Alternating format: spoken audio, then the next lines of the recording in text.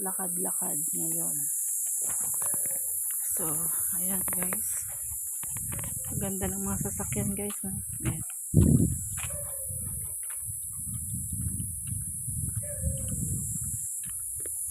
So, ayan nga guys, no? Sobrang tahimik talaga dito sa village na ito. No?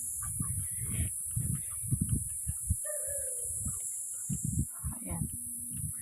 So, lahat ng mga tao dito guys, mga mayayaman talaga, lahat na nakatira dito. Kung papansin nyo guys, bundok siya talaga. Tapos, ayun nga, maraming mga puno ng mga kahoy. No? So, lahat dito guys na nakatira, puro mga mayayaman sila. Walang mahirap kasi guys, kung mahirap ka hindi mo afford no tumira dito sa ganitong village kasi napakamahal ng sa lupa na bibilhin mo, tapos siyempre bahay, o di ba? O ayan, kung napapansin nyo doon, tingnan nyo, nagpapagi doon sa baba. Kung makapansin nyo, puro green talaga yung panahon guys. Kung napapansin nyo, ayan, nag-aano siya doon sa baba. Ayan. So, ayan puno ng tatcherry block. Kung napapansin nyo guys, parang uulan siya ngayon. So, ito yung panahon ngayon dito sa Taiwan guys. Hey. Hala. Snowy. Oh, ha. So, ayan nga guys.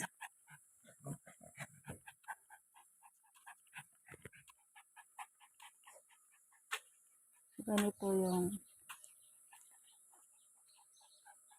lugar dito na napaka-relax. Kaya kapag stress ka, labas ka na ng bahay, lakad-lakad ka lang. Marami kang makikita ng mga tanawin, iba-ibang mga puno ng kahoy, nagja-jogging, iba-ibang style ng bahay. Ganyan yan dito guys. No, napakalaking village talaga guys ito. So, marami siyang village na mga katabi dito. Pero ito yung pinakamalaking village dito guys sa amin, sa lugar ng employer ko. No? Kung napapansin nyo guys, doon sa taas galing, doon yung bahay namin ni Snowy. Doon sa bundok na yun. Doon kami galing. So, tingnan nyo, nagpa-fog doon, diba? Napapansin nyo guys. So, tingnan nyo. Oh. So, ibang area yan doon. Pwede rin kami dumaan dito pa uwi. So, ito guys, nire-renovate siguro tong bahay na to. Tingnan nyo, sinira, nire-renovate siya. Binubungkal siguro. Ayusin to, baguhin.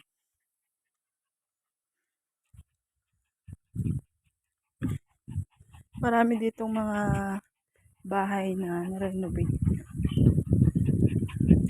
O, diba, hinihingal na ako. Isipin mo, galing kami doon sa pinakatuktok doon. No? Doon yung bahay namin ni Snowy, sa tuktok.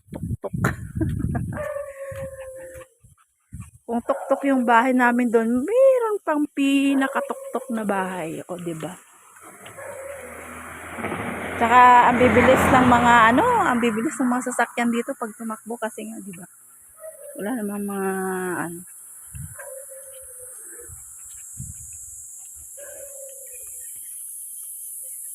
So, kung gusto mo naman pumunta doon sa baba, meron naman doon.